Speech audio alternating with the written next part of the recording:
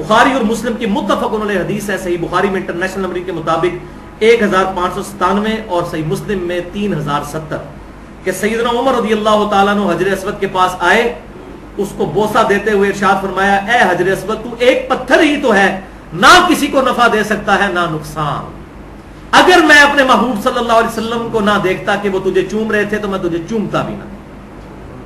تو حجر اسود کا اگر یہ سٹیٹس ہے تو ملتزم اور رکن یمانی وہ کہاں پر کس لیول پہ آئیں گے؟ تو حجر اسود جو ہے اس کے ساتھ بعض لوگوں نے جوڑ دیا کہ سیدنا علی نے سیدنا عمر سے کہا کہ نہیں یہ نفع بھی دیتا ہے اور نقصان بھی دیتا ہے، یہ روایت کہیں پر نہیں لکھی ہوئی، بخاری اور مسلم کا میں نے نمبر بتا دیا، خود کھول کے دیکھ لیں روایت اتنی ہے۔ لیکن یہ بات درست ہے جامعہ ترمذی اور سنن ابی داؤد میں، سنن ابن ماجہ میں، ترمذی میں 961 نمبر، ابن ماجہ میں 2944 کہ نبی صلی اللہ علیہ وسلم نے فرمایا اللہ تعالیٰ قیامت والے دن حجر اسود کو 2 آنکھیں اور ایک زبان دے گا جس سے وہ بولے گا، اور ان لوگوں کے حق میں گواہی دے گا جس نے اس کو چوما ہوگا۔ وہ تو ہر نماز پڑھنے والی جگہ بھی گواہی دے گی، ہم یہاں پر درس قرآن سن رہے ہیں یہ جگہ بھی گواہی دے گی۔ بوسہ ضرور دیں حجر اسود کو، اس میں کوئی شک نہیں ہے کہ یہ بہت اہم ترین پتھر ہے، لیکن لیکن لیکن اب یہ کڑوی بات ہے، بہت کڑوی بات، کہ جو بے حیائی کا طوفان بدتمیزی حجر اسود کے پاس ہوتا ہے، یقین کریں ولیعوذ باللہ تعالی مردوں اور عورتوں کا اختلاط وہاں دیکھنے میں ملتا ہے۔ عورتوں پہ مرد چڑھے ہوئے ہوتے ہیں، مردوں پہ عورتیں چڑھی ہوئی ہوتی ہیں، اتنا رش، ہزاروں لوگ جب ایک پتھر کو چومنے کے لیے آئیں گے تو کیا حالت ہوگی۔ میرا تو جا کے سارے کا ساری وہاں پہ روحانیت جو ہے نا، میں نے کہا یار خانہ کعبہ کے اندر اتنی بے حیائی مچائی ہوئی ہے ایک مستحب کام کو پورا کرنے کے لیے، جبکہ وہ استلام دور سے بھی ہو سکتا ہے۔ یہ 5 چیزیں ایسی ہیں جو مجھے بڑی عجیب لگی، ایک تو جن سے میرا دل کھٹا ہوا، ایک تو یہ والی چیز، دوسرا طواف کے دوران لوگ بھیک مانگ رہے ہوتے ہیں،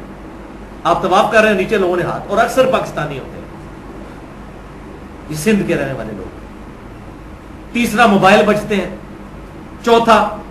نظروں کی حفاظت وہاں پر بڑا مشکل ہو جاتا ہے کیونکہ عورتوں کے چہرے کھلے ہوئے ہیں، ظاہر ہے کہ میں نے بتا دیا، وہ تو حکم ہے، یہی آزمائش تھی۔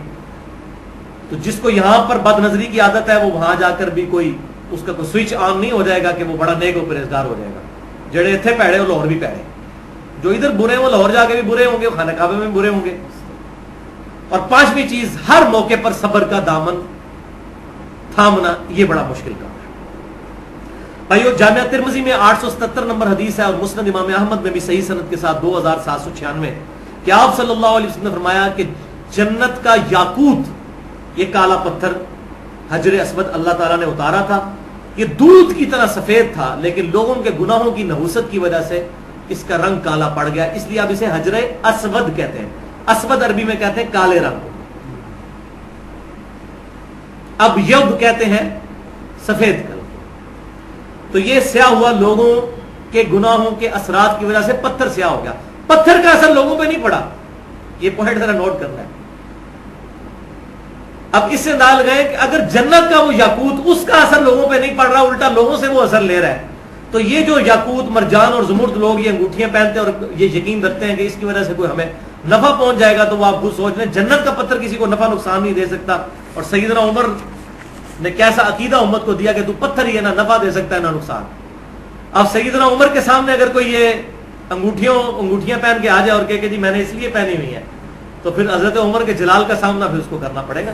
کہ وہ تو حجر اسود کے اوپر اتنا بڑا فتویٰ لگا رہے ہیں، تو یہ پتھر کس، وہ جنت کا یاقوت اور یہ تو دنیا کا یاقوت۔